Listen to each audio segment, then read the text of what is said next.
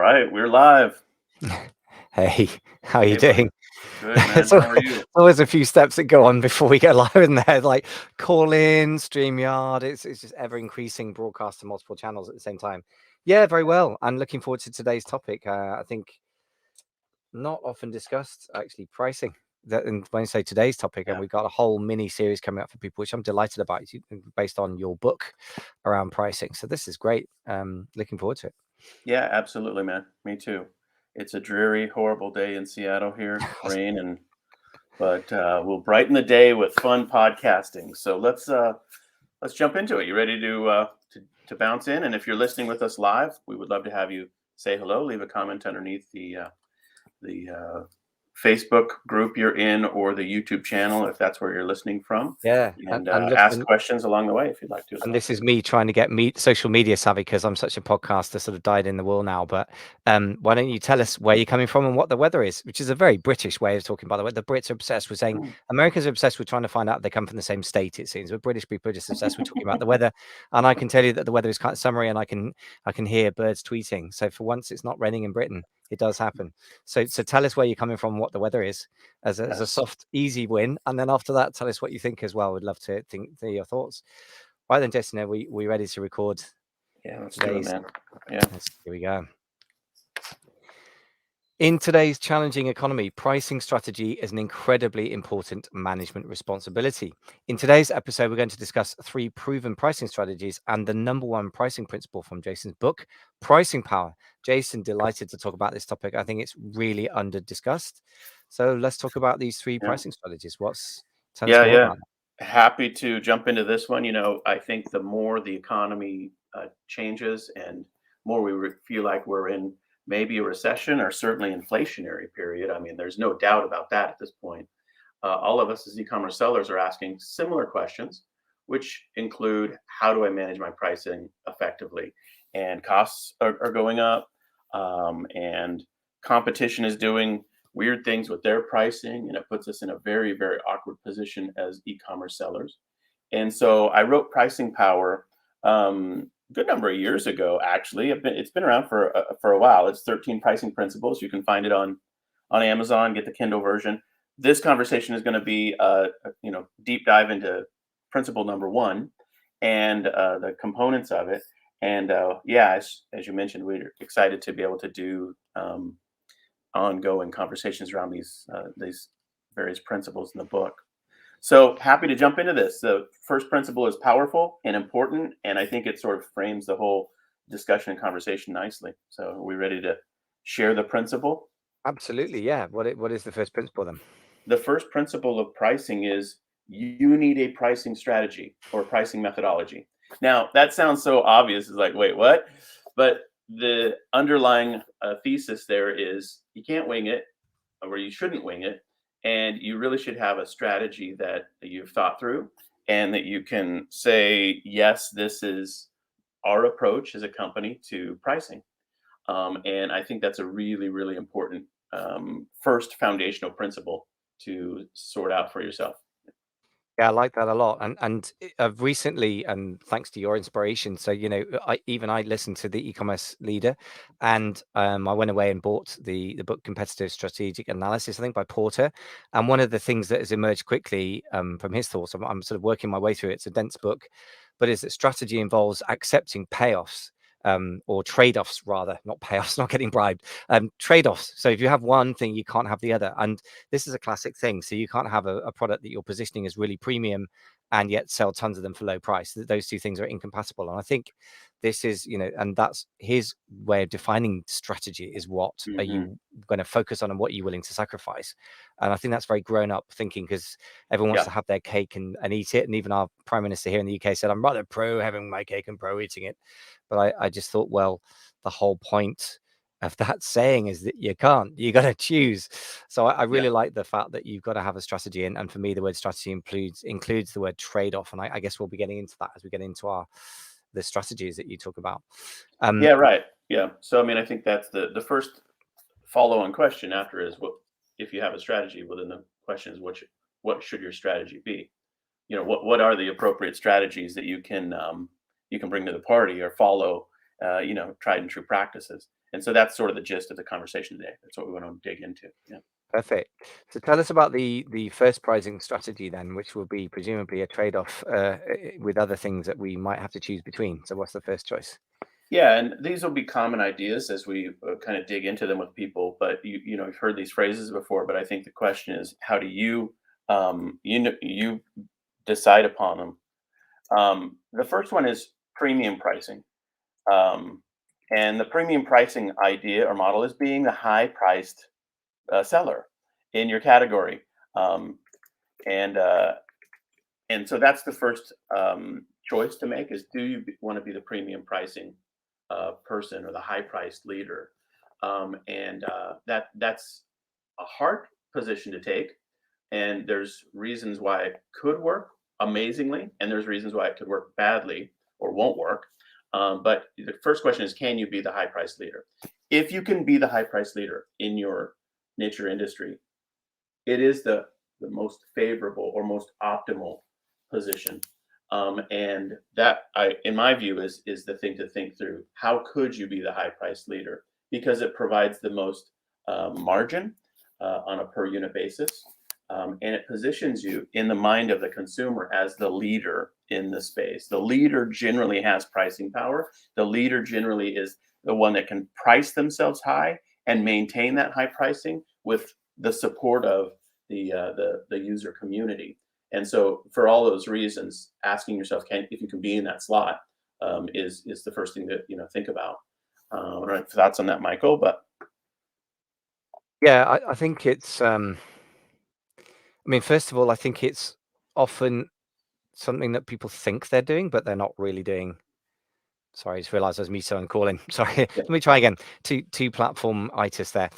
Yes, very much makes sense that it would be a desirable thing to go for. I think a lot of people think they're practicing premium pricing strategies, but I think they want to have their cake and eat it. In other words, they want to sell a lot at a high price. Hmm. And obviously, I guess that can be possible, right? Nike does that with trainers and other examples we can think of in the consumer space. I mean, iPhone is an example of that in the phone space, but Apple used to make the trade-off that they were quite clear that they were a premium product and they weren't interested in mass market penetration at a certain stage of their development, or they may have been willing to sacrifice it, put it that way. And I think a lot of people in the Amazon space, particularly, have really struggled with the idea that there's a trade-off between how many units you sell per month and the profit per unit. And obviously, if you get it right, you can maximize profits. Yeah. But they really, I see people, even otherwise intelligent people, struggle to let go of one or the other. What's your Hmm. experience of working with clients on that, or your own experience of that? Yeah, I think a lot of people take the emotional.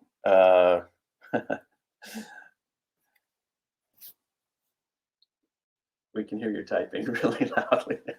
I don't know why today it's extra loud, but anyway. Uh, uh, okay, I think a lot of people take a back of the envelope approach to pricing, and they say to themselves, "Oh, this is as high as I can price. I can't price any higher." But when you ask them that question, like why, they'll say, "Well, that's a dollar or two above the competitor that I'm aware of, that I know is sort of a good competitor, or the biggest competitor." Or maybe that's it's that thinking. Very few people have split tested their pricing up and down the price point, kind of scale, and said to themselves, "What will the market bear?"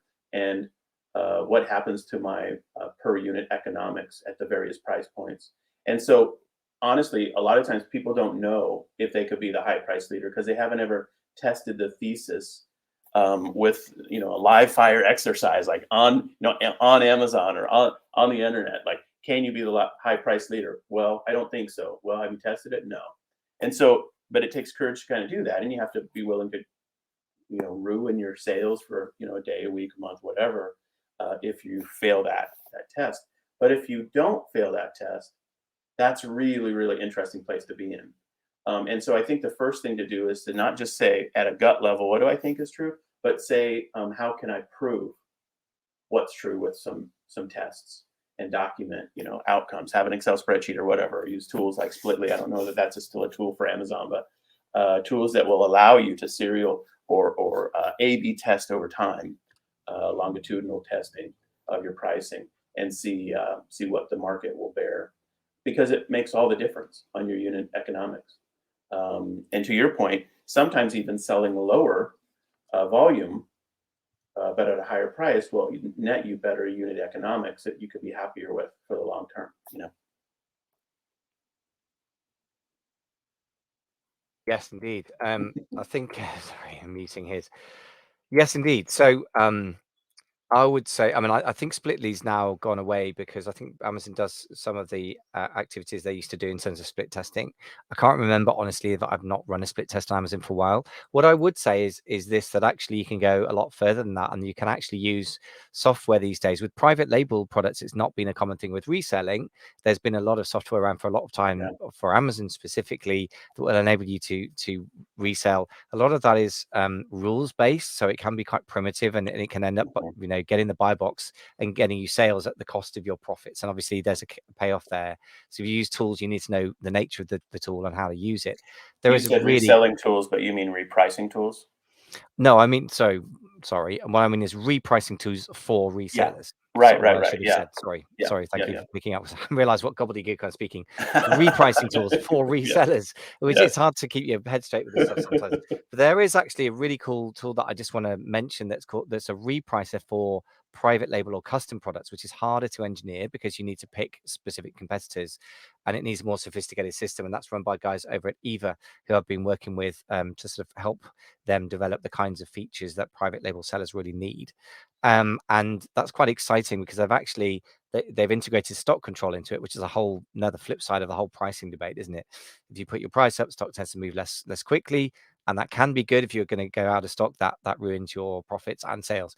So anyway, they've Hey, got an engine that combines the two, and it does it in an automated way, and they see an increase of 30% in profits by doing that. So yeah. repricing automatically can, done right, really push up the profits as well. Yeah. E-commerce or sellers on Amazon should check that out. I mean, they're a show sponsor, right? So That's for your right, shows absolutely. and for this Yeah, show. yeah, So you've yeah. really found some interesting elements of that I think are very important. And so yeah, to your point, if you're on Amazon, you need to do the work to figure out what you can do as a pricing strategy, not just simply wing it, as they say. So yeah. Absolutely. Okay, so what's the second strategy then? So premium pricing sounds very attractive. I mean, I guess Mhm. before we move on, we ought to talk about how real is it to position yourself as premium? What's the cost? Everything has a cost or a thing you've got to do to get it. What's the kind of cost for getting premium pricing? How do you mean the cost? So I mean, what do you have to do to get it? The downside of it? The downside of premium pricing?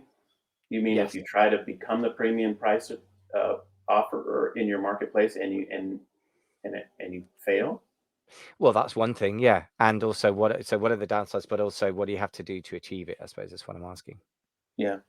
Well, you have to price your product higher than anybody else, and customers have to buy it. I mean, sorry, then I don't mean to be coy about it, but I mean that the market will tell you if you can be the high priced leader, if you can be the premium pricer, right? The customer will say to themselves, "This is higher than everybody else, but I'm willing to buy it." You have to give them a reason why. Maybe it's the power of the brand. Maybe it's the associated benefits that and features that your product feels a little bit different. Maybe it's positioned a little bit more differently, and people are like, "Oh, this one does this. This has this." And if you answer the question in the mind of the consumer more effectively than the competitors, will they buy yours over the others, even if you're higher priced? I mean, I think a lot of marketplaces will prove that yes, they will. A lot of times, photography is a differentiator in such a way and to such a degree that people will be like, this one is higher quality. And you say, well, why is it higher quality than the other one? The photography is better. Well, that makes no sense at all, except for an e-commerce context where the photo is a proxy for reality. And so, I mean, these are the elements that go into being a high-priced leader and thinking through those dynamics.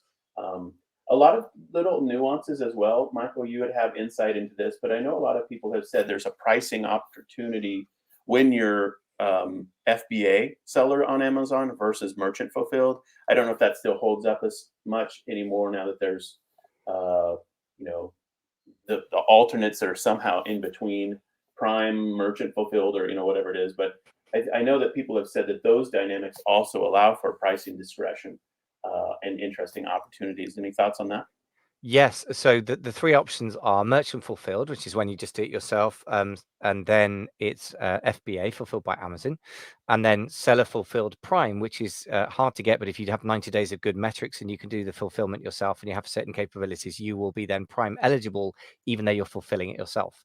So the critical piece is Prime eligible versus not Hmm. Prime eligible, and basically you're basically right, because if you are Prime eligible, you will get roughly twice the exposure in organic rankings. Maybe it's 2/3 more, but it's a heck of a lot more, and that's really critical because you can do more volume, and thus you can, if you Yeah. choose to translate that into the same amount of visibility, fewer sales, but at a higher price, or you can translate that into same price, more sales. So it absolutely does relate to that. There's a concept, star principle related, 80/20, Richard Koch, and it's basically this idea that like those who have get more. And if let's say for example you've got a competitor who's priced at $10 for the thing, and you price at $13, but you're number one in the category on Amazon, and they're number like 12, Hmm. the benefits accrue to you. People will Yeah. say you must be better, and so some of it just is the BSR is a differentiator that would permit for higher pricing and premium pricing, and it compounds it. It's like it doubles down on itself. It's a virtuous cycle. You're higher priced, therefore people trust you more, therefore people buy more, therefore you have a higher BSR, therefore you can justify your pricing for the long term. So those elements aren't to be ignored or missed out on, and conceptually, I mean, you want to lean into those ideas. Yeah, I agree entirely. It's funny that you're saying BSRA Amazon reference. I'm going to do an off Amazon reference then, just to balance things out, in case the BBC kind of watchdogs are listening for balance here. This applies off Amazon as well. So the same with Google. I believe that 75% of the clicks accrue to the top three, maybe five Yep. positions on Google. So that means that there's an element of, once you're installed at the top, there's a self-perpetuating element, as you say, and I absolutely couldn't agree more. I suppose what people are often trying to do, particularly with an Amazon launch, to come back to Amazon, but not only Amazon, is that they're trying to install their product as the premium product by making sure that it ranks very high. Now, that's only Hmm. going to work if you, quote, stick the landing, as people call it. Mm. In other words, Right. once you stop spending like a crazy person on advertising and you allow your price to go up a little bit, you kind of start with basically penetration pricing, which I know is something else we've got to discuss. And then at some point, you try and raise your price and see if it sticks.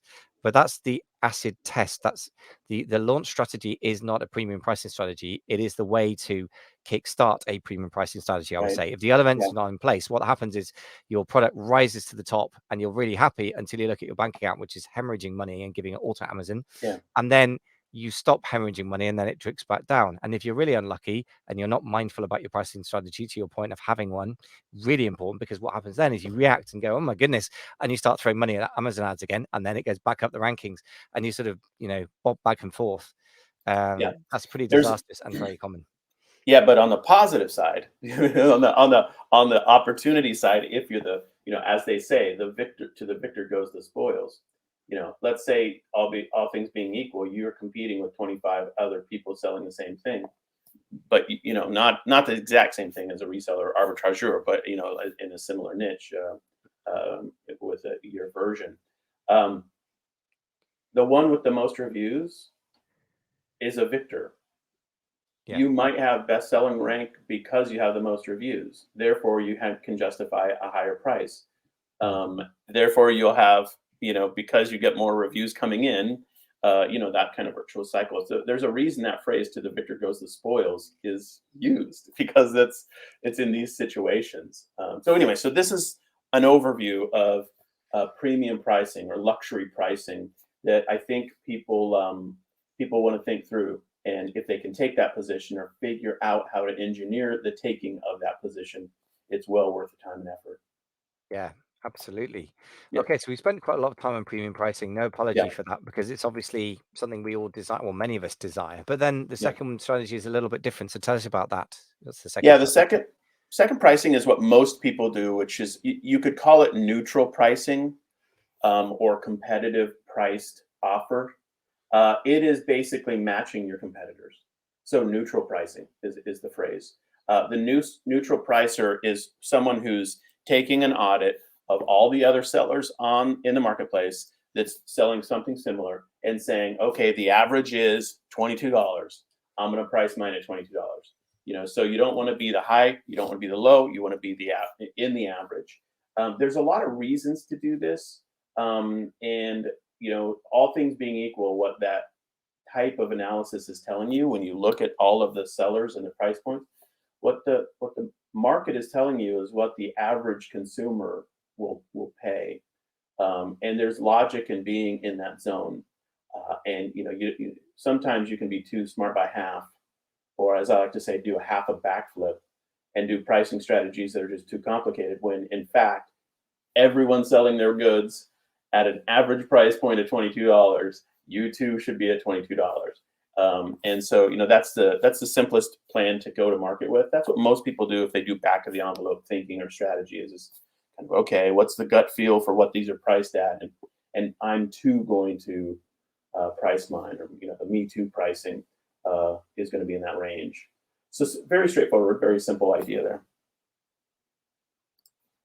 Yeah, I think there's a couple of things that strike me as a sort of counter to that, which is the middle is normally the most crowded place because most people come to the same conclusion.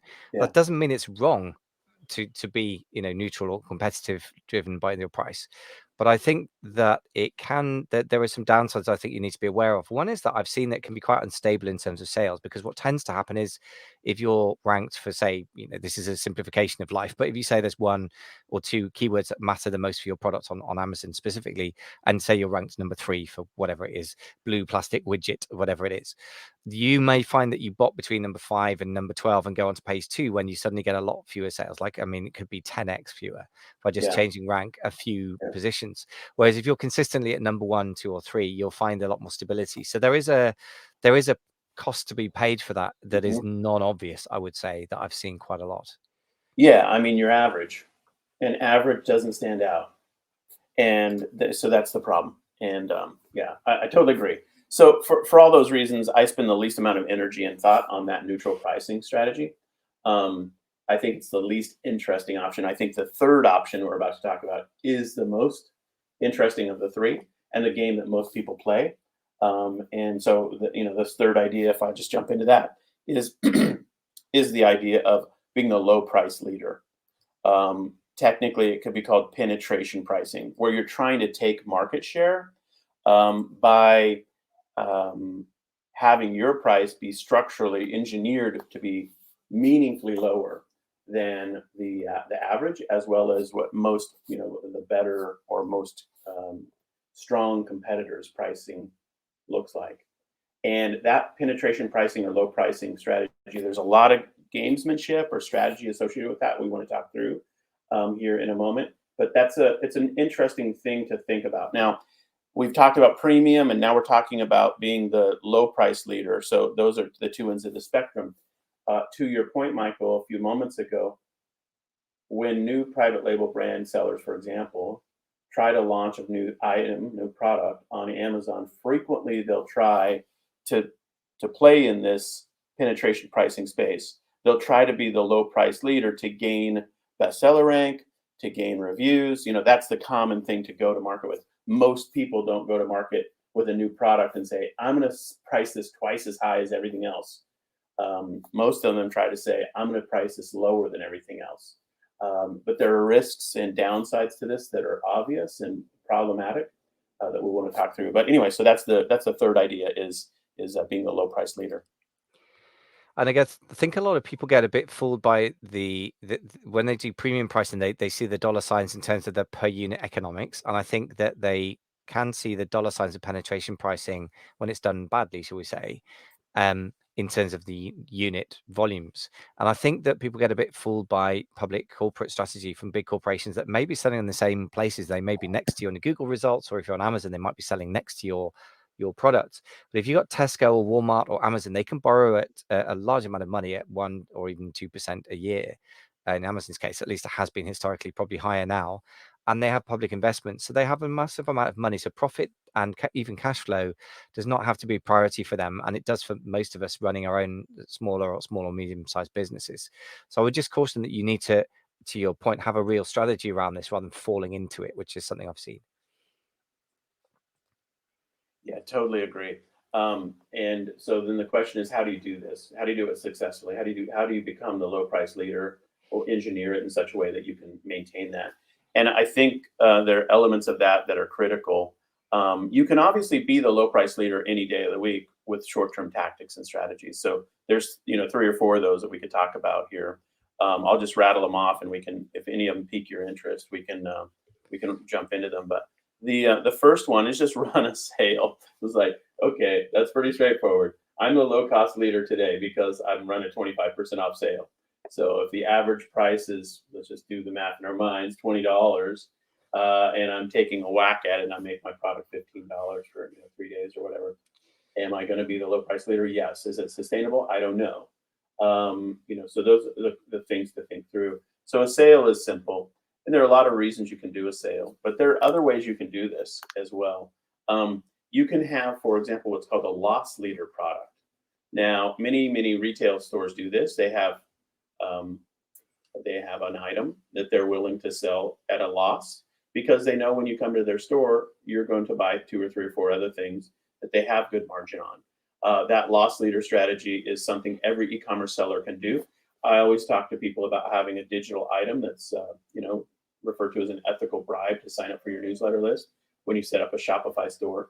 That digital item that's given away for free is considered a loss leader.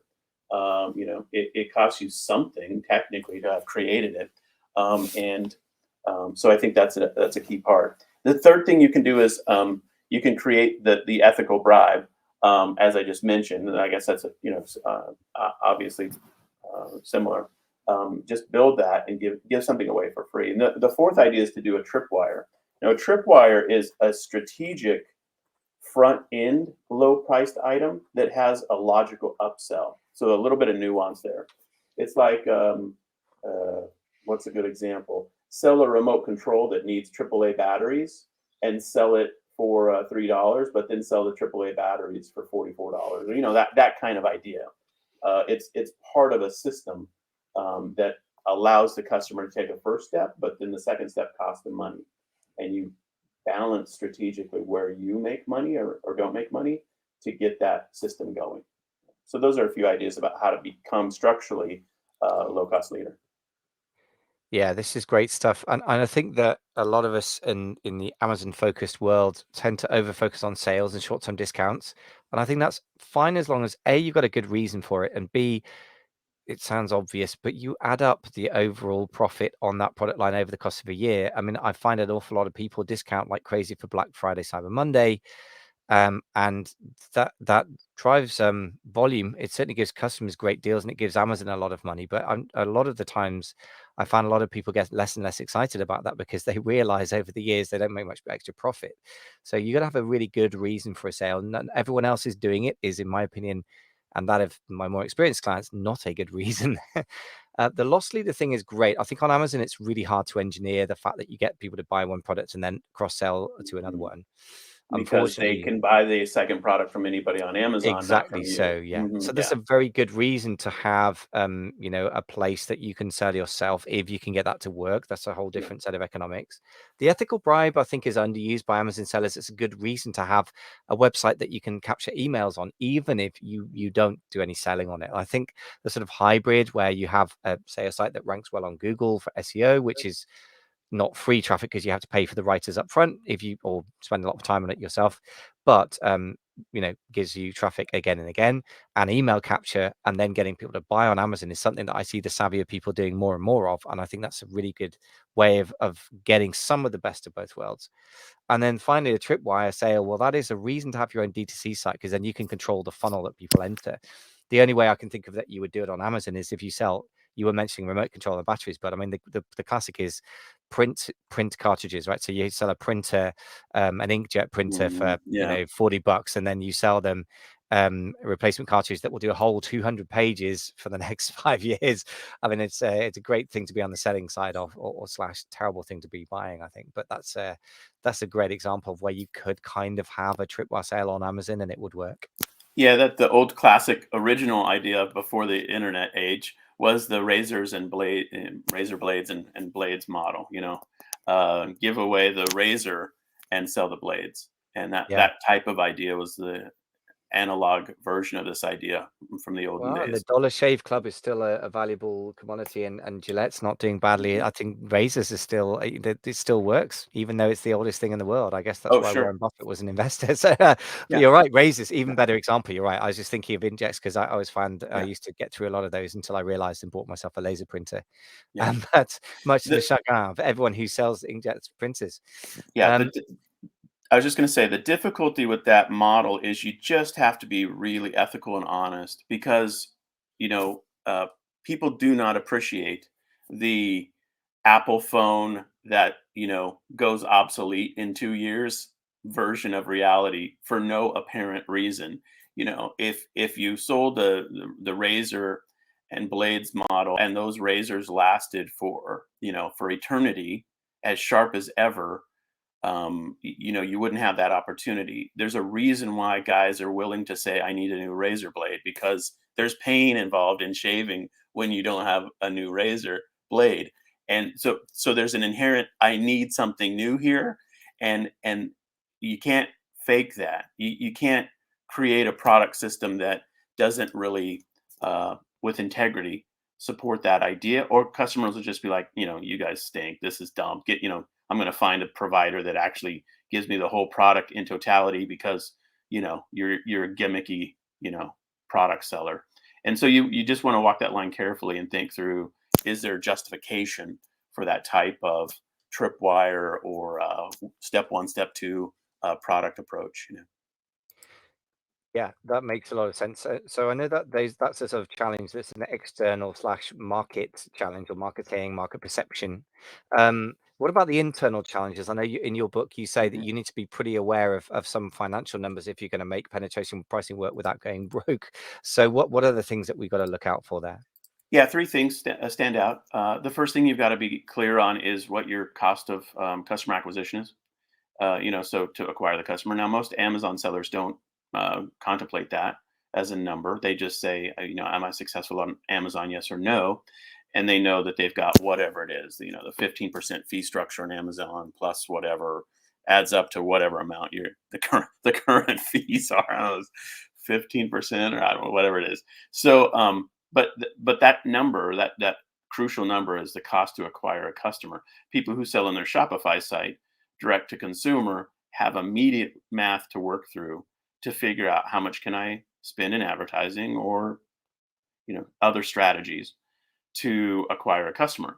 And so that uh, customer acquisition cost, CAC, is what it's referred to commonly, is the first number you need to think through. Second number you need to think through is just obviously what your unit economics are. What does it cost you to deliver the goods? If you've got a product that's got 12 times, 15 times markup, and those do exist. There are contexts in which because we work with clients that have that reality, there are opportunities like that. Then you've got a huge opportunity with pricing discretion. If you're trying to sell something for Keystone pricing, where you bought it for $5 and trying to sell it for 10, you're in a very, very hard position in this conversation. But anyway, so you've got to know that unit economics number. And then the third thing that you really need to have a handle on is what you might call general and administrative costs of your business. What is the load of expense dollars that you need? And you can make that a per unit number. So for example, in simple math, if your overhead costs for your business are $100,000 and you sell 100,000 units in a year, then your overhead load or your contribution to administration would be $1 per unit. So you want to think through that because the back end of your business has to be paid for, and that's why obviously that multiple, that markup on your cost of goods is vital. The bigger it is, the more you've got to play with to build a business. And so those three numbers I think are key to think through to figure out, what can you do in regard to being the low price leader. You certainly can step into a niche where people are just greedy and people have huge margin and you're willing to be lower margin, higher volume. And if you're in an industry like that, you can take the low price leader position and do it well. Generally speaking, there's a low price leader in every market, in every niche. And if you're not it, it's hard to beat that person unless you beat them on the merits of your supply chain and your business efficiency. Because all things being equal, over time, you won't just say, I'll live off less margin than they do.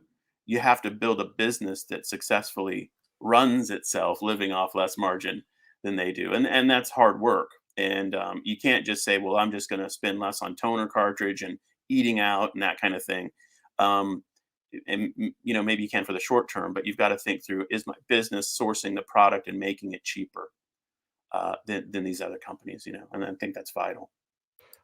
There's a story in, I think it's in the Star Principle, about Filofax. Now, this is fascinating because Filofax kind of created a market which was, you know, called a Filofax, or whatever you call it generically, a bit like Hoover is the word we call a vacuum cleaner in the UK, because it kind of created the market.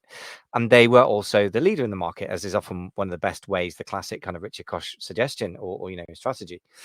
But the thing, it's kind of died as a company into, not died, but it became very mediocre. And the reason was they'd done two things on the customer end. They become premium pricing to the point where they were just over expensive for what they were. It was leather with a lot of sort of diaries and organizational systems on paper, for $150 or something. It was just overpriced. And one of the reasons was they had incredible selection, and they'd allowed their back end, their overheads, their general administrative costs you mentioned, to balloon their overheads. So Richard Koch came back in, and with somebody else, actually, they took it over and they reduced their overheads, and they reduced the unnecessary amount of varieties because people didn't need it in Mhm. calf skin or leather purple or something. And they in the same market as themselves, they became the sort of mid price, so lower cost, and as a result it became again what he would have called a star business. So that's one business that was a star business, overpriced itself, and then became a star business again, and sort of took back a leadership of the market that it had created, which is fascinating because Mhm. it kind of encapsulates both premium pricing and the dangers of premium pricing, and then how to Yeah. become the person that takes the money off by seeing there's a position below the premium. Yeah, um, I think the takeaway here is all of us are operating, and this I love this phrase. It's called, yeah, I heard it once and it stuck in my mind. The real world of competitive marketing. That's what we're operating. We're all dealing in the real world of competitive marketing. And that means people are going to zig and zag around you and underneath you, above you, side, next to you, in terms of their pricing, their positioning. If you're the high price leader, they'll make fun of that and be the low price leader. If you're the low price leader, they'll come in and try to be the high price leader. So it's all a cat and mouse game against your competitors. And if you're playing against a really savvy competitor that really has a lot of tools in their tool belt and have thought through this very, very well, you can be in a very hard position. Fortunately, in many, many niches online, we are competing against people who haven't given a second thought to their pricing. They're just throwing it out there with average, run of the mill, standard, neutral pricing, and we can be more creative than them. But there are tricks and to think through, or I guess you could say complications to think through, that you have to solve on both the premium pricing and on the low price. A great comment it just came in from somebody listening live with us, and that's, "Good Lord, I don't want to be the low price leader. It cheapens my product." And so this is an interesting comment that I think speaks to the situation, which is the trick with being a low price leader is not devaluing your brand. Now, can you think of any low price leaders who haven't devalued their brand? In my mind, one immediately comes to mind, and that's IKEA. And the other one that immediately comes to my mind is Target.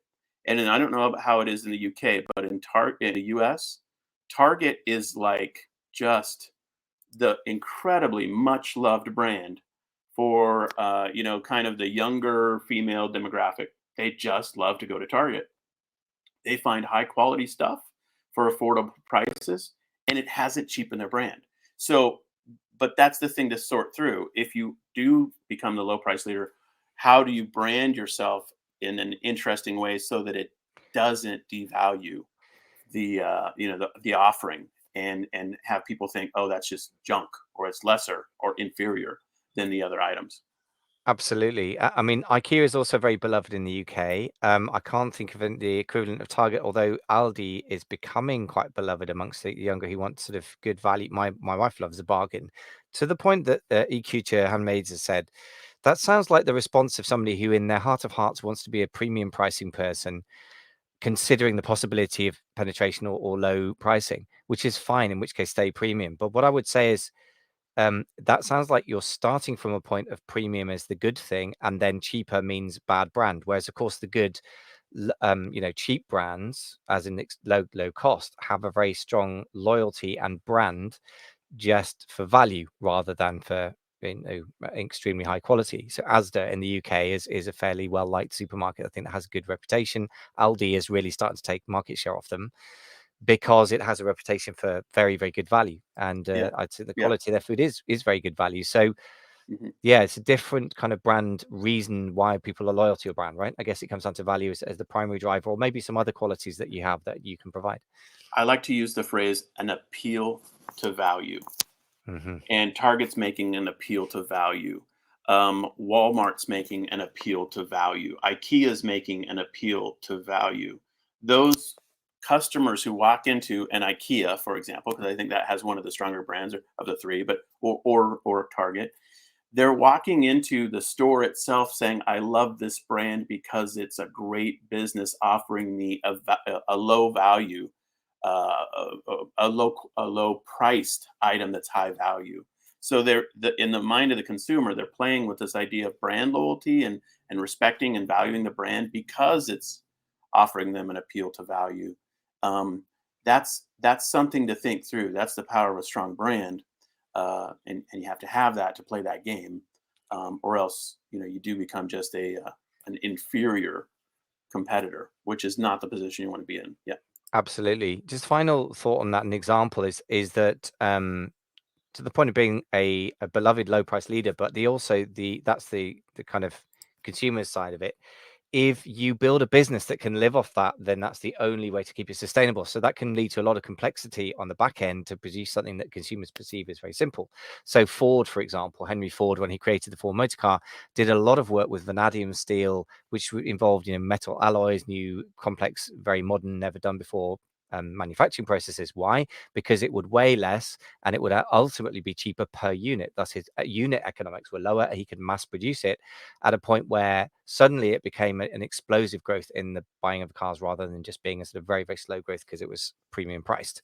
Yeah. But the point being that he'd engineered the entire Mhm, process mhm. to be profitable at low unit economics, as you said. But I just want to hammer that home because an awful lot of people I see falling into the trap of thinking about the one side of premium pricing, the perception in the marketplace, but not looking at the numbers. At least they Yeah. look at them, but only after about a year, and they're very Yeah. depressed at that point. Well, speaking of vehicles, the most interesting pricer in the world right now, in my view, is Tesla and Elon Musk's strategy for product introduction and building the brand. And he did a very simple strategy. He just had a pyramid, and at the top of the pyramid was his original first product, which is a Lotus Esprit that he converted into an electric vehicle. Those he sold for something like $225,000. I mean, don't quote me, but in general, like it was super expensive, and he sold very few of them, just like relatively small number. Then his second offering, he sold for like I think 120 or something like that, or 180, 189, and that was the Model S. I heard somebody the other day was selling their Model S, and the person I was talking to also had a Tesla, and they said, "Oh yeah, that's one of the Model S's that was like premium, 180 grand. You still pay 120 for those." And it was like a 7-year-old car. So, but that was the brand initiation and introduction to people as ultra premium for a reason. And then, but Elon Musk's triangle, he announced what he was doing a long time ago.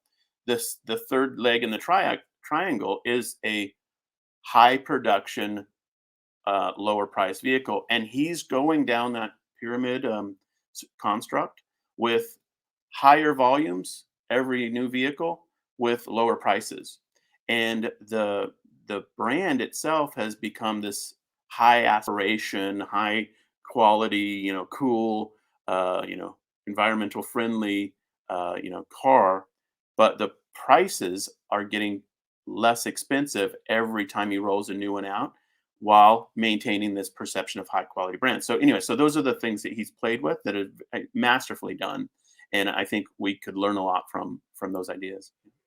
Yeah, I love it. That's a great, sophisticated and yet simple and telegraphed, but it still works. So that's a Yeah, fantastic example to follow, isn't it? If yeah, all of us could find a way of doing that in our markets, we would have a really powerful thing going. Well, look, yeah, right. there's clearly a ton more to look at here than just, as you say, back of an envelope pricing. There's a lot more sophistication and thought that goes into this that integrates, it strikes me, with your cost structures and your, marketing / your positioning of the product as well. So if people want to learn more about your thoughts on this, obviously the book itself, I'm presuming Pricing Power is available on Amazon these days still. Yeah, it's only $179, and you can pick up your copy on Amazon. Just a little joke there. It's, the Kindle edition is $2.99, which, as you now know from this conversation, is neutral pricing because that's what all Kindle books are. So yeah, feel free to check it out on Amazon in Kindle or in print edition. Hope to do an Audible edition at some point soon. I think it's an evergreen topic that many people can appreciate. And if you want to just pick up a copy and read ahead, we are going to podcast about the other elements or principles in the book. But I think hopefully it's a great resource for people. Yeah, Kindle book for 2.99. That's quite frightening to a lot of booksellers. So Amazon saw the opportunity to penetration There you pricing go. in the book market, and look what that's done for them. So that's an interesting example to Another wrap up. example. Yeah. Multiple examples today. Well, look, folks, final thing to say is, first of all, thank you for joining us live if you did. And if you want to follow us on the Call-in app, then please do find us there. That's available on iPhones at the moment only. On podcasts, however, we're available on Apple Podcasts, Spotify, Google Podcasts, and loads of things. We're actually hopefully going to be on Amazon Podcasts soon, which is a brand new venture that Amazon's just launching. And so if you want to follow us in any of those places, you can. Please do join the party. We are getting increasing, particularly on Spotify, a lot of followers joining us all the time, which is fantastic to see. And finally, don't forget to give us a rating on one of those platforms if you can. A rating on Apple or indeed Spotify now would really, really help people to know that we are free but premium in terms of quality anyway. Thank you very much for listening. Bye, everybody.